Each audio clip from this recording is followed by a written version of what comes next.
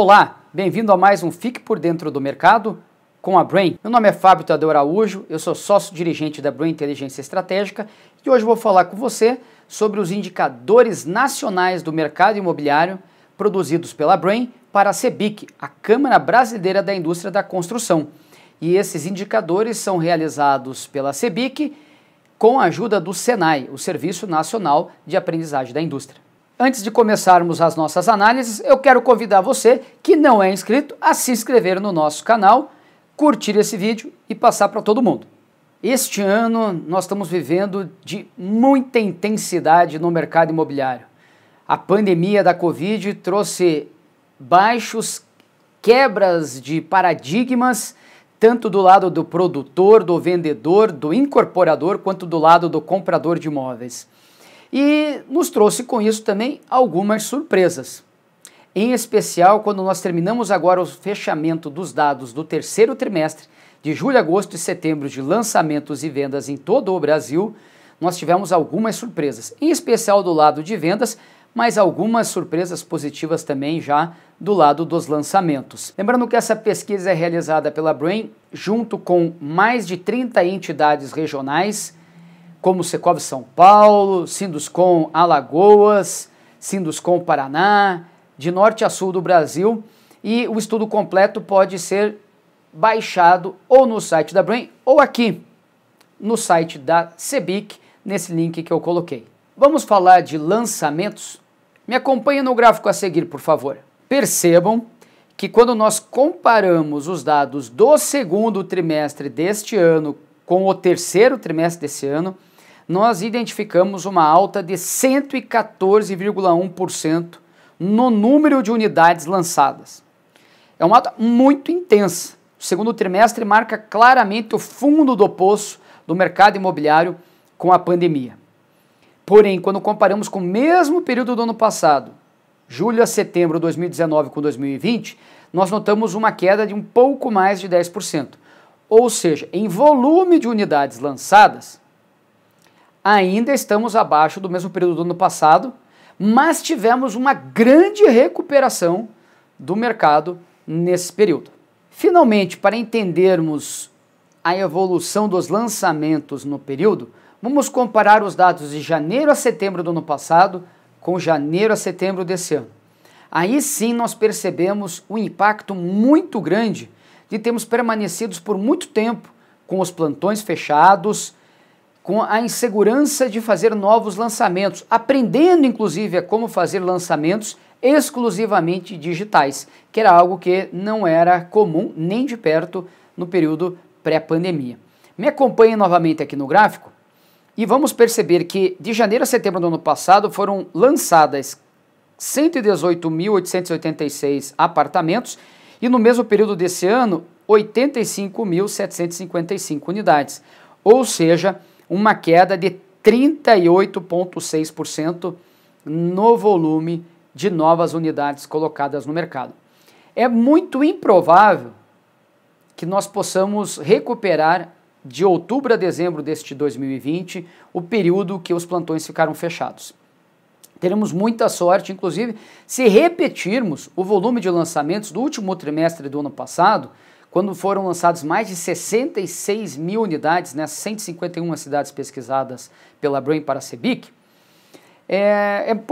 talvez a gente consiga atingir esse patamar, mas é provável que não. Significa, portanto, que terminaremos o ano com uma queda no volume de unidades lançadas entre 30% e 40%. Ainda assim, tendo uma forte recuperação nesses últimos 6 meses do ano, e eu tenho brincado que provavelmente janeiro vai pertencer ao ano de 2020. Janeiro é sempre o pior mês de lançamentos nesses 5 anos de pesquisas do Indicador Nacional da Câmara Brasileira da Indústria da Construção. Se janeiro é sempre pior, provavelmente, janeiro de 2021 será o melhor janeiro dos últimos 5 anos, talvez dos últimos 6 anos, né? Porque nós vamos ter que aproveitar o mês de janeiro para terminar de colocar no mercado as unidades que ficaram travadas durante o período mais grave da pandemia. Mas vamos falar de vendas? Nós tivemos uma ótima novidade no trimestre, mas ainda estamos no vermelho no acumulado do ano. Quando nós falamos de vendas, os dados são surpreendentes. Não sei se existe palavra melhor do que essa de surpreendente, porque realmente é completamente inesperado o que nós vivemos neste ano com o resultado de vendas no mercado imobiliário residencial. Me acompanhem no gráfico.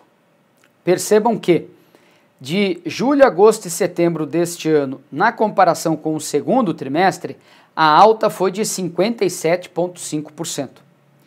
E este trimestre, comparado com o mesmo período do ano passado, a alta foi de 23,7%.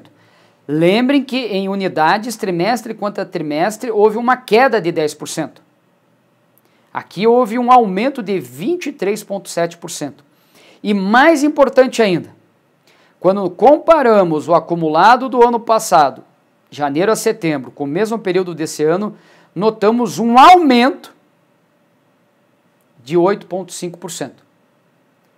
Vejam, nós tivemos uma queda de quase 40% nos lançamentos, com uma alta de quase 10% nas vendas. Como a velocidade média de vendas das unidades recém-lançadas é cerca de 3 a 4 vezes maior do que a do estoque, é provável que se nós tivéssemos repetido o volume de lançamentos do ano passado, nós estivéssemos com um aumento de vendas não de 8,5%, mas de 25% a 35% em relação ao mesmo período do ano passado. Quero destacar outra coisa importante. Nós vamos agora completar o 5º ano até o final de dezembro desse indicador da CBIC. E até agora, o recorde histórico de vendas aconteceu de outubro, novembro a dezembro de 2019. Olhem novamente no gráfico. Foram vendidas 54.244 unidades. E no terceiro trimestre desse ano, nós superamos este recorde, com 54.307 unidades vendidas em todo o Brasil. Pode parecer pouco, porque nós passamos 60 e poucas unidades em relação ao mesmo período do ano, em relação ao recorde anterior, que é no 4º trimestre, quando sempre nós temos o maior volume de lançamentos e vendas. Isso é surpreendente e dá a expectativa de termos o 4º trimestre de 2020 como o recorde histórico de vendas em todo o Brasil. Eu gostaria ainda de aprofundar um pouco mais, falando uma outra coisa aqui em vendas, a vendas em VGV. Me acompanhe nesse novo gráfico. Quando nós analisamos o gráfico de evolução do VGV vendido, ou seja, as vendas em dinheiro, nós notamos um aumento do segundo por terceiro trimestre de 87,9%. Lembrem, em unidades o aumento foi de 57%. E eu comentei há pouco tempo que nós tivemos o mesmo patamar de vendas em unidades do terceiro TRI de 2020 com o 4º TRI de 2019. Mas olhem aqui a diferença em VGV. É um volume 29% maior. Os 24 bilhões e meio vendidos neste julho, agosto e setembro foram quase 30% maiores do que os 18 bilhões e 900 milhões de reais vendidos no recorde do último trimestre do ano passado. Isso significa uma mudança de mix, ou seja, não é apenas Minha Casa Minha Vida que está vendendo mais. O mercado como um todo está vendendo mais, inclusive com o aumento do ticket médio, porque mais produtos de padrão médio e alto estão sendo colocados e vendidos, em especial o estoque pronto ou quase pronto desse tipo de produto. E a combinação entre queda de lançamentos e aumento de vendas levou ao indicador nacional em termos de escoamento, tempo de escoamento da oferta, ao menor volume da história. Me acompanhe nesse último gráfico que eu quero mostrar. No começo, este indicador aqui chegou em 24 meses. Começamos 2019 em 14,6 meses e terminamos aquele ano em 13,1 meses. O que isso significa? Significa que na hipótese de não ter mais nenhum lançamento, o estoque ou a oferta final demoraria 13 meses para se encerrar em dezembro de 2019.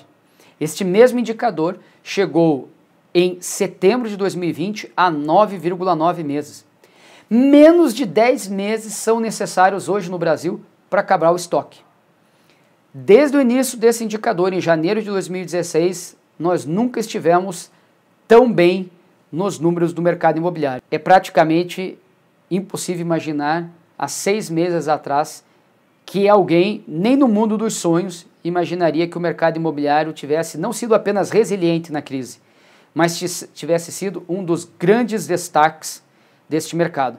E por isso, eu quero destacar o papel da Câmara Brasileira da Indústria da Construção, não apenas na criação deste indicador e na manutenção deste indicador que a Brain produz a cada 3 meses através dos dados de dezenas de entidades regionais, Sinduscon, Secovis e Ademes, mas também as diversas ações que a CEBIC faz junto ao poder público e demais autarquias e junto ao mercado de maneira geral, né? Convido a todo mundo a curtir o nosso vídeo, indique esse vídeo para os seus amigos, não esqueça de seguir a Brain no YouTube e lembre-se sempre, fique por dentro do mercado com a Brain.